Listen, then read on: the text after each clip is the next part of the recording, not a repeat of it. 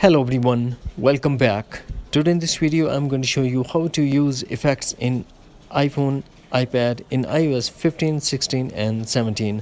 So without wasting any time, let's get started, and before start please do like, share and subscribe.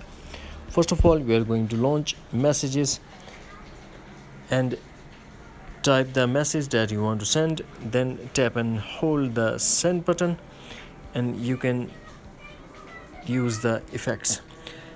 If you want to use the full screen effects, then tap on screen, swipe to choose the effects that you want to send your loved ones or your friends and family member.